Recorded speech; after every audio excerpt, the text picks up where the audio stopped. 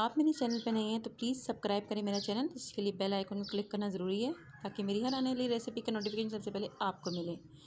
अस्सलाम वालेकुम, welcome to सुबस kitchen. आज हम बनाएंगे नो बेक चॉकलेट केक जो बहुत ही मज़ेदार, बहुत ही यमी बना है। इसकी रेसिपी मैं आपके साथ शेयर करूँगी। इसके लिए हमें जो इंग्रेडिएंट्स चाहिए चलते हैं उनकी तरफ। बिस्मिल्लाहिर्रहमानिर्रहीम। जिसके लिए मैंने मेरी बिस्किट लिए हैं, 4 से 5 पैक ले लिए हैं। इनके छोटे टुकड़े कर लिए हैं तो इनके छोटे टुकड़े कर लीजिएगा ताकि केक को कटिंग करने में आसानी हो। 1 कप चॉकलेट है जिसको मैंने बारीक काट लिया है। हाफ़ कप मेरे पास कोको पाउडर है। 1 कप क्रीम लिए मैंने। इसके अलावा मक्खन इसमें इस्तेमाल होगा। 150 ग्राम हमने मक्खन लिया है। पिसी हुई चीनी है मेरे पास 1 कप और पानी है 1 कप। तो बहुत ही आसानी और जल्दी से ये बन जाता है केक। इसके लिए हमें चॉकलेट एसेंस भी यूज़ होगा इसमें, अगर आप चाहें तो कर लें, क्योंकि वैसे चॉकलेट्स में काफ़ी सारी जा रही है, तो देख लीजिएगा। बिस्मिल्लाहिर्रहमानिर्रहीम। बनाना शुरू करते हैं। मैंने सबसे पहले पैन में पिसी हुई चीनी शामिल करूँगी। आप पिसी हुई लेना चाहें तो आपकी मर्ज़ी, वैसे भी ये जब गर्म होगी तो ये मेल्ट हो ही जाएगी। अब कोको पाउडर मैंने हाफ़ कप इसमें शामिल किया है। तो अच्छे ब्रांड का यूज़ करेंगी तो किसी भी एसेंस की ज़रूरत नहीं पड़ेगी। उसकी खुशबू भी बहुत अच्छी होती है।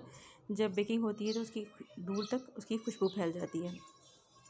अच्छे ब्रांड का ये फ़ायदा है। आप इसमें पानी शामिल करेंगे, चाहें तो मक्खन भी साथ ही शामिल कर लें, लेकिन मैं मक्खन इसको चूल्हे पे रखने के बाद ही करूँगी। इसको अच्छे से मिक्स कर लेंगे पहले, और ताकि कोई लम्ब ना रहे।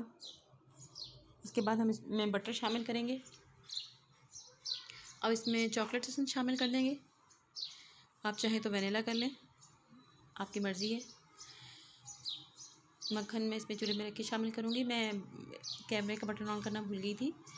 ये देखिए मक्खन मैंने शामिल कर दिए। मक्खन अच्छे से मेल्ट हो रहा है। 150 ग्राम इसमें मक्खन जाएगा। ये बहुत ही मज़ेदार बन के तैयार होती है, बहुत ही ज़बरदस्त। इससे बिस्किट केक का टेक्सचर आता है।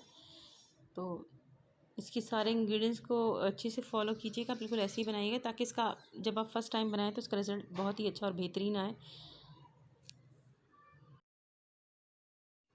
जब भी फर्स्ट टाइम कोई चीज़ तैयार की जाती है तो उसके इंग्रेडिएंट्स को फॉलो किया करें तमाम को, ताकि उसका रिज़ल्ट वैसा ही आए। फिर बाद में आप अपने हिसाब से कर लीजिएगा।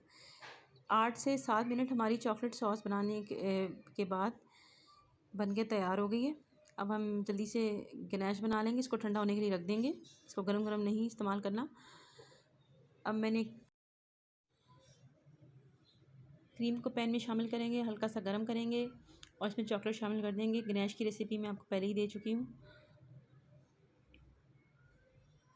क्योंकि ये बहुत आसान सिंपल सी रेसिपी थी, इसलिए मैंने इसमें ये भी शामिल कर दिया। मैं आपको बता दूँ, गनाश बना ली हमने फटाफट से। इसको भी साइड पे रख देंगे। केक हमारा ठंडा होगा तो इस पर अप्लाई करेंगे। अब मैं इसमें सॉस शामिल कर दूँगी बिस्किट्स में। तो इसको अच्छे से मिक्स कर लेंगे। फिर इसको मोल्ड में डाल देंगे और इसको 2 से 3 घंटे फ्रिज में रख दीजिएगा। आपके पास ज़्यादा टाइम है तो ज़्यादा रख दीजिएगा, और ताकि जल्दी से अच्छे से केक बन के तैयार हो जाए। तो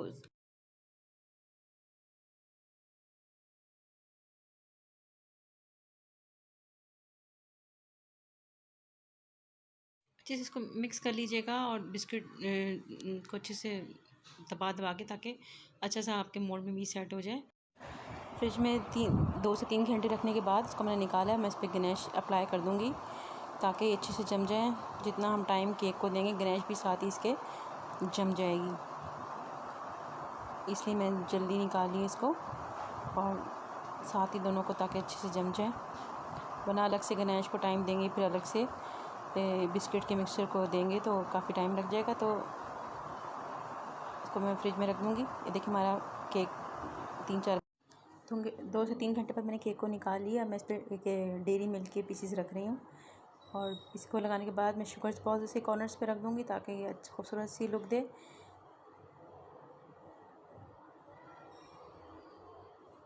हमारा केक बन के तैयार हो गया। देखिएगा शुगर बॉल्स रख रही हूँ मैं। सिंपल सी रेसिपी, मज़ेदार केक तैयार। तो ज़रूर ट्राई कीजिएगा। मेरी रेसिपी अच्छी लगी तो लाइक कीजिएगा, कमेंट कीजिएगा, शेयर कीजिएगा, दुआ में याद रखिएगा। मिलते हैं नेक्स्ट वीडियो में। Thanks for watching. अल्लाह हाफिज़। रमज़ान बहुत बहुत मुबारक हो आप सबको।